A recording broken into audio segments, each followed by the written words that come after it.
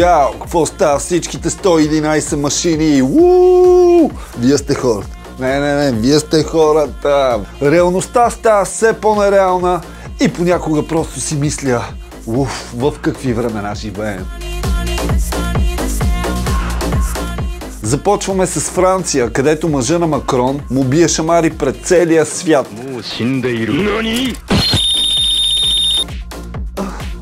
Уи Багет се стягат за война с лошите руснаци, докато наяве излезе доклад на Френското министерство на вътрешните работи за влиянието на организацията Мюсюлмански братя във Франция.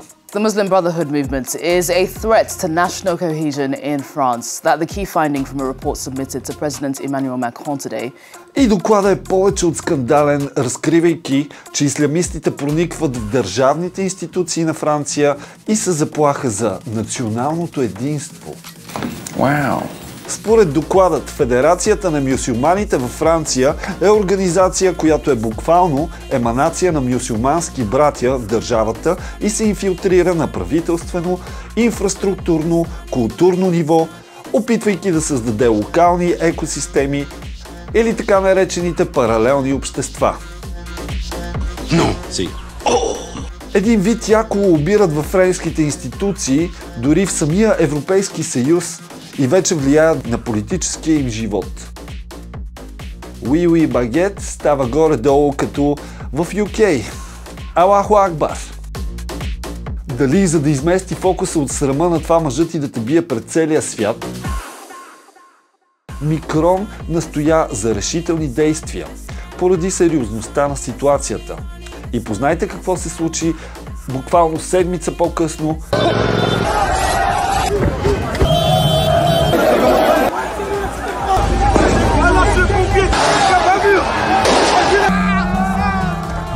ПСЖ спечели Шампионска лига и Париж се превърна в бойно поле, което само потвърди сериозността на доклада и положението във Франция. Ето как се празнуваше футболна победа в Париж само преди 30 години. И сега. Вау, колко странно. Какво ли се е променило толкова от тогава? France is no longer France.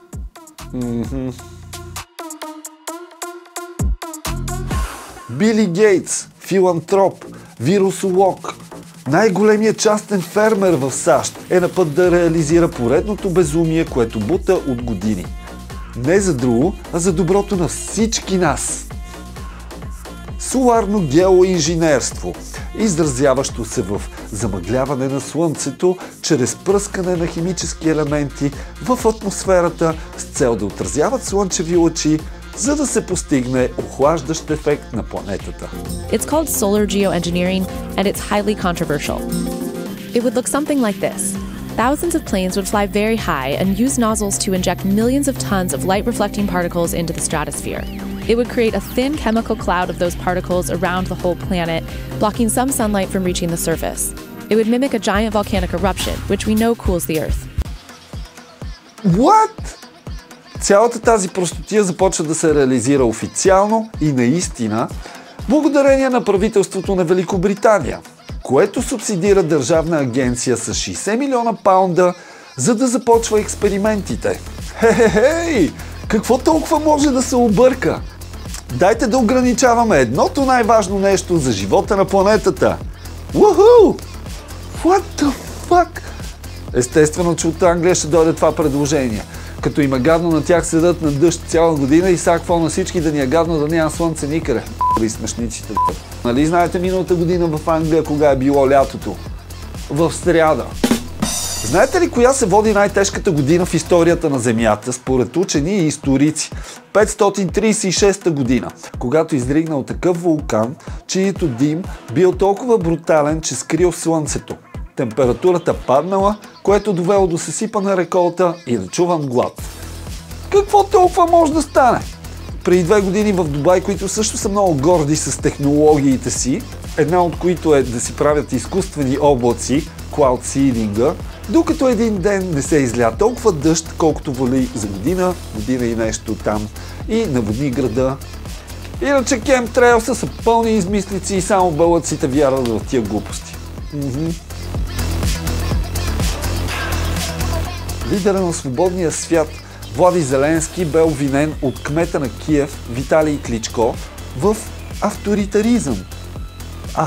Ти да видиш.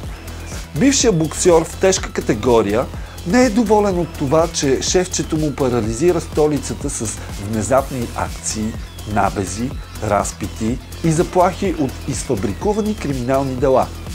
Според Кличко, Украйна в момента, цитирам, смърди на авторитаризъм и в страната в момента се случва чистка на демократичните принципи и институции под предлога на войната.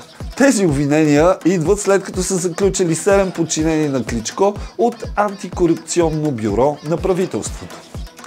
Закачката между кмета на Киев и президента, който не провежда избори за президент вече не знам коя година, е от доста време, и на фона на тази драма украинците осъществиха такава каскада с едно от сценарии на мисията невъзможна, като прекараха камиони с дронове на хиляди километри навътре в руска земя и ги пуснаха до летища с тактически бомбардировачи и други изключително важни за руската авиация елементи.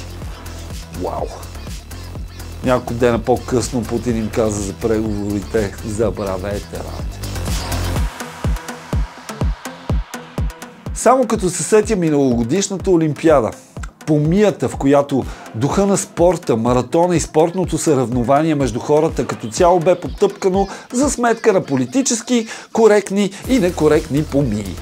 Където едни не можеше да участват, защото бомбардират болници с деца вътре, докато други правеха същото в друг край на света, но там проблем няма.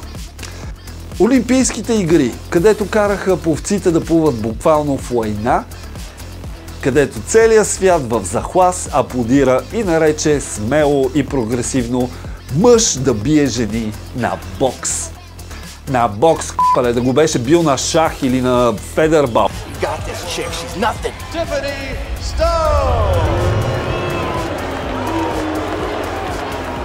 Какво невероятно време да си жив. И какво се оказва година по-късно? О, небеса! Това, което беше ясно още тогава на всеки човек с IQ по-голямо от 15. Excuse me, it's ma'am. It is ma'am. А именно наличието на хромозоми, разкриващи мъжки кариотип. It is ma'am. It's a man. And it ain't no man. Наистина живеем в епизод на Саут Парк. Невероятно.